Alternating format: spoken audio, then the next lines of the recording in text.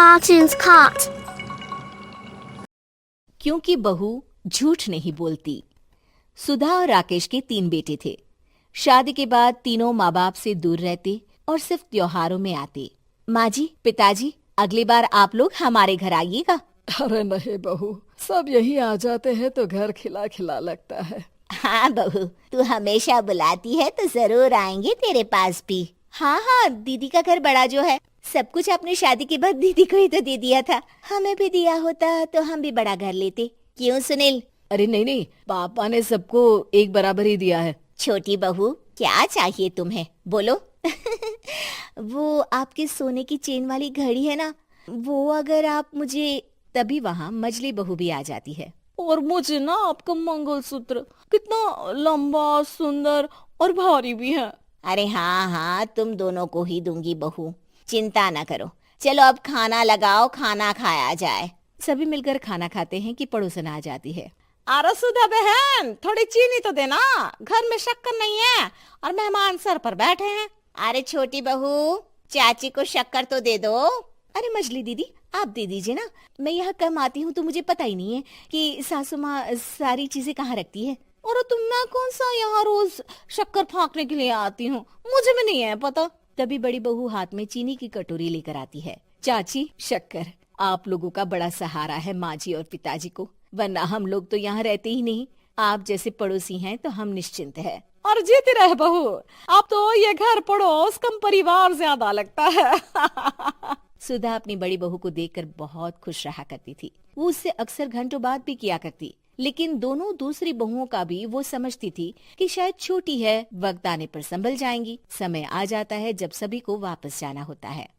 माँ जी, हम लोगों की फ्लाइट पहले है, हमें इजाजत दे। वो सास के गले लगकर चली जाती है। थोड़ी देर बाद छोटी बहू कहती है, माँ जी, मैं ना ये सोफे के कवर और चादरें ले जा रही हूँ, यहाँ तो ऐसी ही पड़ी रहेंगी। हाँ बहू, ले जा। और कुछ चाहिए तो बोल। और तो चाहिए बहुत कुछ, पर चलिए कोई बात नहीं, अगली बार ले जाऊंगी मैं। ऐसे ही मंजली बहू भी घर का बहुत सारा सामान ले जाती है। सभी के जाने के बाद सुधा राकेश से कहती है, घर कितना सूना लग रहा है ना। हाँ, और खाली भी। तुम्हारी दोनों बहुएं सब बटोर गई। अरे ठीक है ना, हम दोनों ही तो हैं, कितना सामान लगेगा। फिर उन लोगों की नई गृहस्थी, इतना मत सोचा करे। समय बीतता है। ऐसे ही हर साल त्योहारों में सुधा और राकेश के बच्चों की बहू आते और जाते वक्त ढेर सारा सामान पैक कर कर ले जाती। लेकिन कुछ ही सालों में सुधा का देहांत हो जाता है। पिताजी, आप यहाँ अकेले क्या करेंगे? हम लोगों के साथ चलिए। अरे नहीं बहू, इस घर में सुधा की यादें हैं, मैं उसे नहीं छोड़ सकता हूँ। अब तुम लोगों की माँ नहीं रही। देख लो, वैसे तो मैंने उसके जीते जी सब कुछ दे दिया है, लेकिन कुछ उसका पर्सनल कीमती सामान था जो ये है, ले लो। सामान में होती है एक घड़ी और एक मंगलसूत्र। माँ जी ने कहा था कि वो ये घड़ी मुझे देंगी। हाँ, पिताजी, माँ ने सबके सामने ये घड़ी सरिता को देने के लिए कहा था। उठा लो सरिता माँ की घड़ी। अब क्या था, छोटी बहू फट से घड़ी उठा लेती है। और पिताजी, ये मंगलसूत्र तो माँ ने मुझे ही देने को कहा था, याद है ना? वो सभी की ओर इशारा करती है। तू भी ले ले ये हार बेटा, कोई बात नहीं। मंजली फटाक से हार उठा लेती है। ससुर बड़ी बहू की तरफ देखते हैं। तुझे क्या दूं बेटा? पिताजी, माँ ने एक चीज मेरे लिए भी रखी है। सभी के कान खड़े हो जाते हैं कि आखिर सास ने क्या रखा होगा बड़ी के लिए। अरे माँ जी तो दीदी से प्यार भी ज्यादा ही करती थी, हमेशा उनसे बात किया करती। जरूर कोई बड़ी और अपनी प्रिय चीज दी होगी दीदी को। और देख लेते हैं ना, वरना तो हम भी बराबर का बंटवारा करेंगे। हाँ, कर लेना बंटवारा। लेकिन बड़ी बहू, बताओ तो, सुधा ने क्या रखा है तुम्हारे लिए?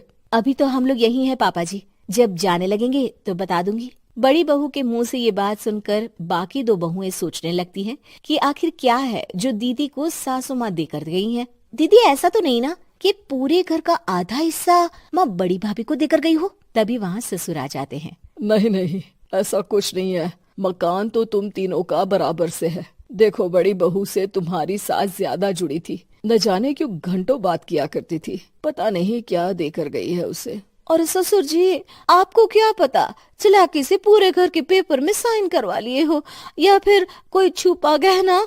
आखिर मकान पूरा तो आपने सासू माँ के नाम ही कर रखा था ना। अब घर में ये सस्पेंस बन जाता है कि आखिर बड़ी बहू क्या लेकर जाएगी। फिर वो दिन भी आ जाता है जब बड़ी बहू के जाने का समय हो जाता है।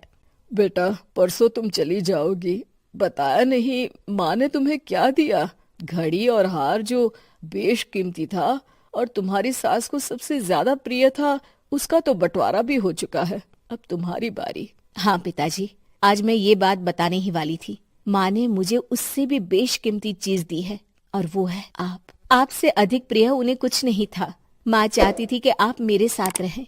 चलिए पिताजी। बेटा, मेरे पास तो कोई पेंशन भी नहीं है और ना ही कोई प्रॉपर्टी। लेकिन आपके पास संस्कार है पिताजी, जो मेरे बच्चे आपसे लेंगे, तो आपको ले जाने पर स्वार्थ ही है मेरा। चलिए ना पापा। सभी के सामने पिताजी बड़ी बहू और बेटे के साथ उनके घर चले जाते हैं।